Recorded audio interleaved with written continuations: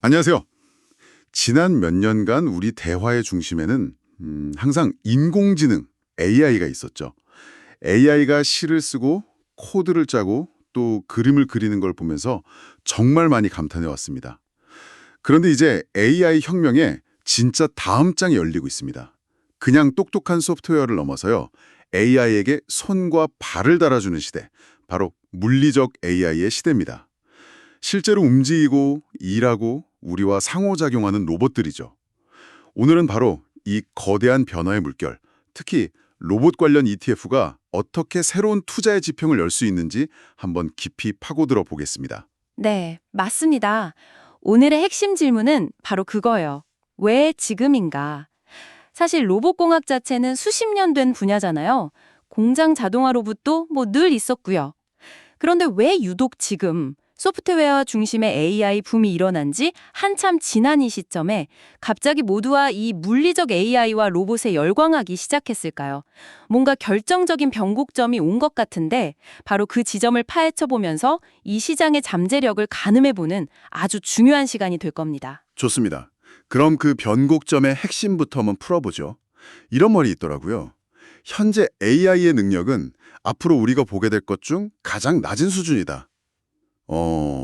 사실 지금도 챗GPT 같은 거 보면 입이 떡 벌어지는데 이게 시작에 불과하다니요? 온 세상이 AI에 열광하는데 아직 본 게임은 시작도 안 했다는 뜻 같아서 오히려 좀 비현실적으로 들리기도 합니다. 바로 그 비현실적인 느낌, 그게 핵심입니다. 우리는 지금 디지털이라는 가상 공간에 머물던 AI가 현실 세계로 쏟아져 나오는 그 거대한 전환점의 한가운데 서 있는 거죠. 혹시 몇 년 전에 맥도날드에서 완전 자동화 레스토랑을 시도했다가 조용히 접었던 사례 기억나시나요? 아, 네, 기억나요? 그거 결국 잘 안 됐었죠? 네.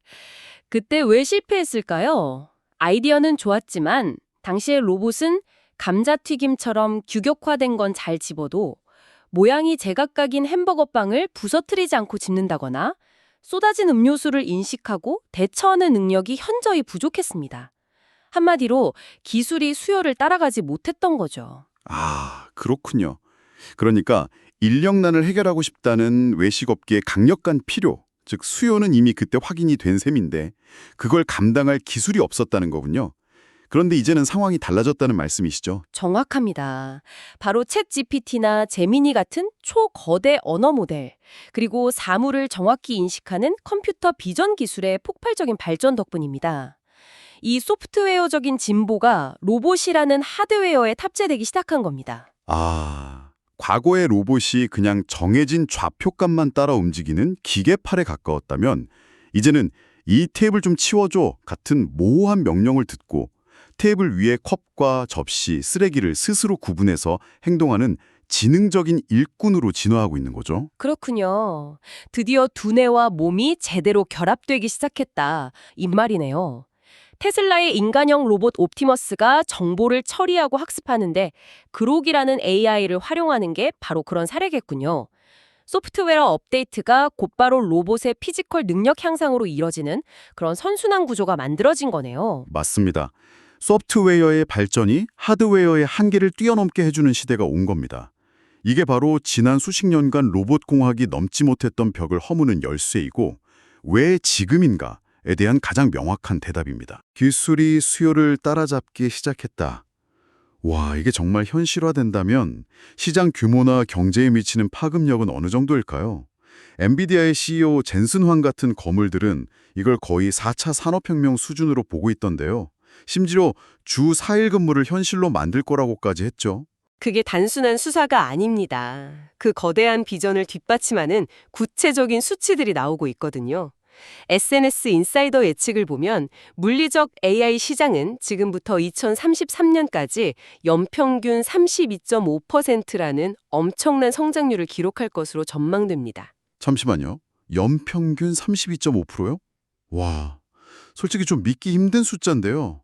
이건 거의 닷컴 버블 시절에나 듣던 수치 같습니다. 이 예측이 너무 장밋빛 전망에 치우친 건 아닐까요?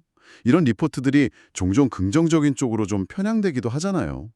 충분히 가질 수 있는 의문입니다. 하지만 이 숫자가 왜 아주 허황된 것만은 아닌지 생각해 볼 필요가 있습니다.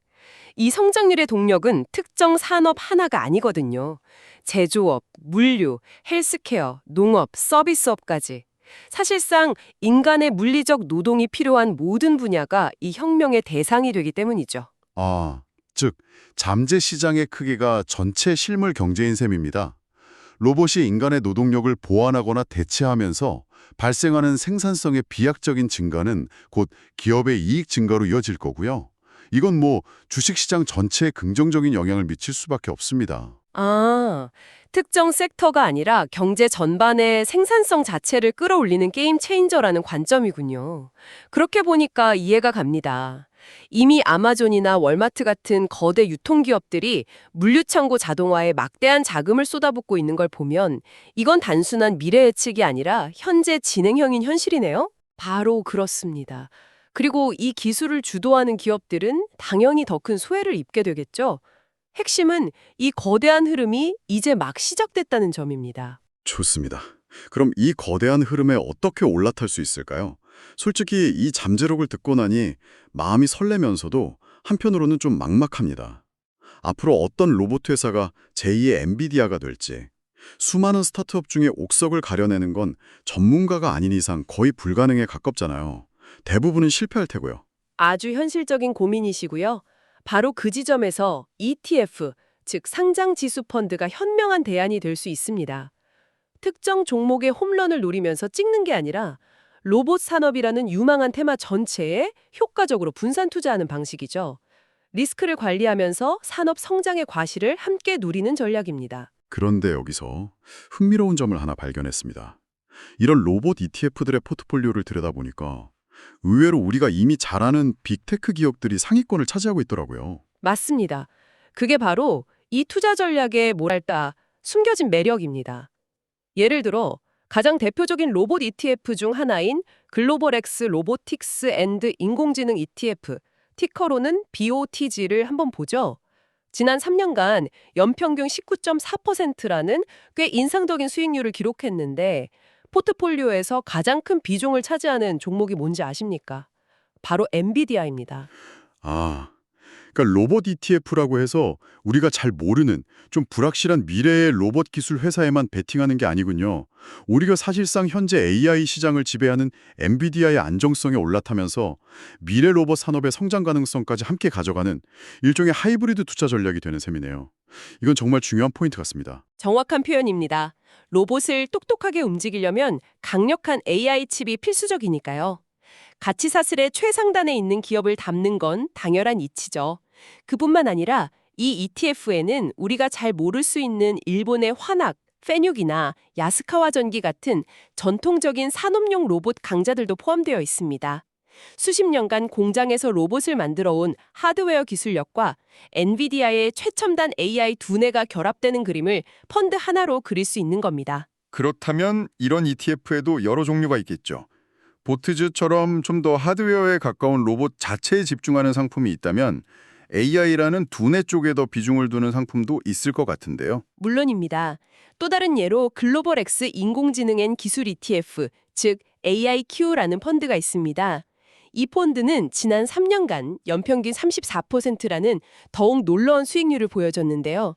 최대 보유 종목은 구글의 모회사인 알파벳이고 그 뒤를 엔비디아, 마이크로소프트, 아마존 같은 기업들이 잇고 있습니다. 보트즈보다는 좀 더 넓은 의미의 AI 기술 전반에 투자하는 컨셉트죠. 아, 투자자의 성향에 따라 선택지가 달라지겠네요.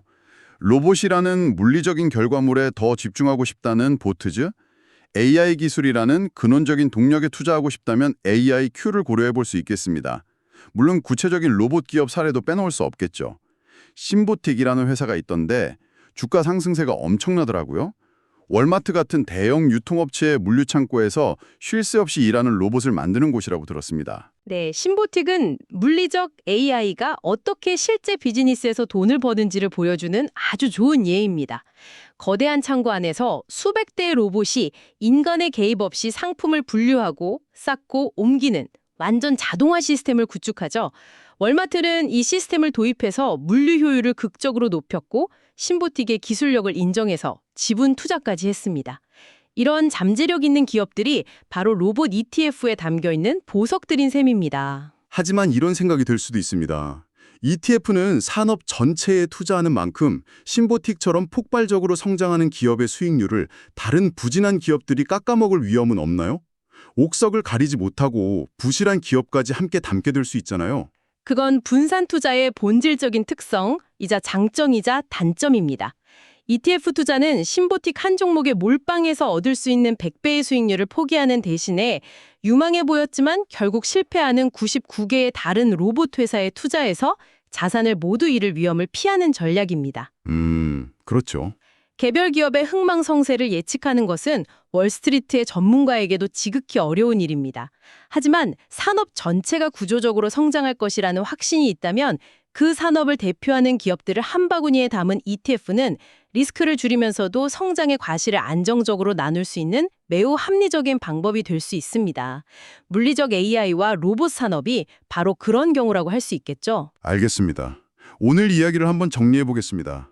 첫째, AI 붐은 단순히 똑똑한 소프트웨어를 넘어서 이제 현실 세계에서 움직이는 물리적 AI, 즉 로봇이라는 새로운 단계로 본격적으로 진입하고 있다는 점. 네, 그리고 둘째는 제조업부터 서비스업까지 경제 전반의 생산성을 뒤흔들 4차 산업혁명이라 불릴 만큼 그 시작의 성장 잠재력이 엄청나다는 것, 연평균 30%가 넘는 고성장이 예측되고 있죠. 이 주요한 질문을 던져보며 마무리하고 싶습니다. 만약 젠슨 황의 말처럼 물리적 AI가 엄청난 생산성 향상을 가져와서 주 4일, 어쩌면 그보다 더 적게 일하는 시대가 보편화된다면 그 이후의 세상은 과연 어떤 모습일까요? 우리의 일, 여가, 그리고 교육의 본질은 어떻게 변하게 될까요? 이것은 단순히 우리의 투자 포트폴리오를 어떻게 구성할 것인가의 문제를 넘어섭니다. 로봇이 대부분의 생산 활동을 담당하는 세상에서 인간의 고유한 역할은 무엇이 될 것인지, 다가올 미래에 우리 자신을 어떻게 적응시켜야 할지에 대한 아주 근본적인 질문을 우리 모두에게 던지고 있습니다.